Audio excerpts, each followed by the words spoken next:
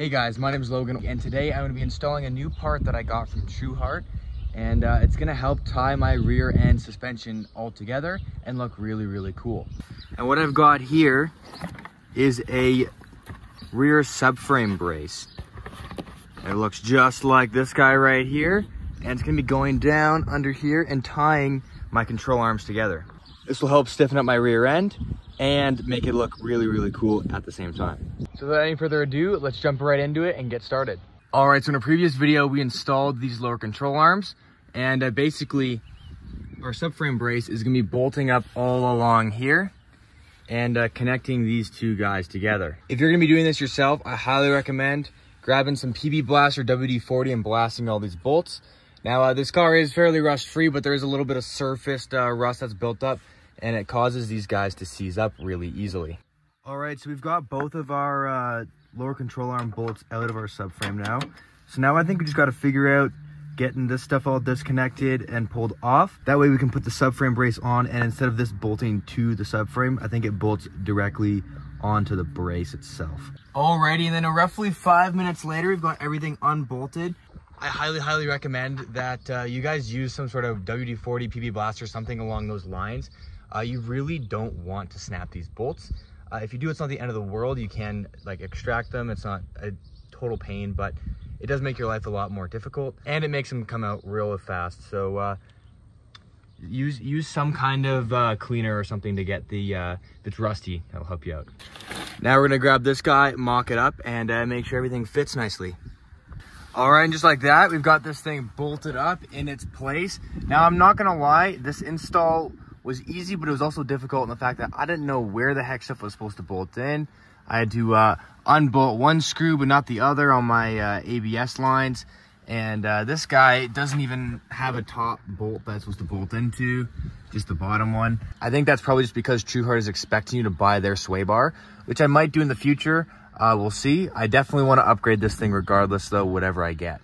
I do wish that this thing came with some form of instruction, or at least showed you where items are supposed to go. Because I had these guys left over. What I'm fairly certain after doing a lot of Googling and research, because there isn't a lot of information on these parts just because they're a smaller company, is that they're supposed to go in the back where this this kind of like horn, however you want to call it, this guy is. This is supposed to replace that. However, I just reused the OEM bolts for that particular spot and reused that there. So it will definitely be nice and tight, and there's plenty of room for it there. So we're all good with this guy. It's all gonna be safe is what I'm saying. Overall though, it looks absolutely amazing. It'll look even better once I get a new sway bar in here. But for the meantime, it looks great. Especially when we take a step back and look at it all tied together, especially with the Yonaka exhaust. Shout out to Yonaka.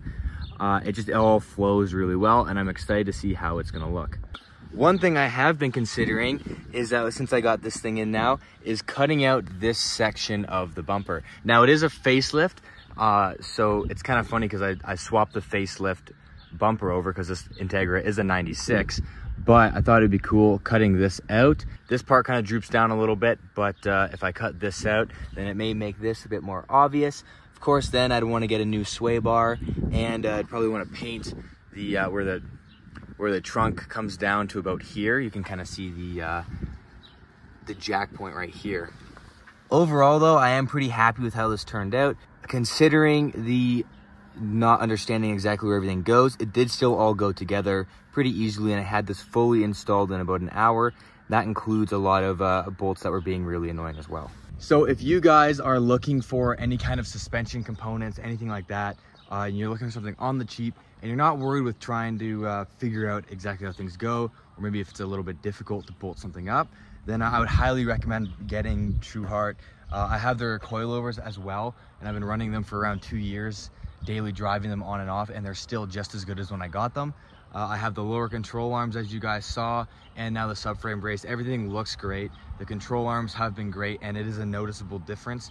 So if you guys are looking for suspension components, you want something on the cheap, and you don't mind doing a little bit of extra work or taking your time a little bit longer, then I highly recommend going and checking out Trueheart. Now this isn't paid, but they did help me out with a small discount. So thank you Trueheart for helping me out with that. Otherwise, thank you guys so much for watching. If you want to see the control arm install, you can click on that here. Otherwise, I'll see you guys next time. Peace.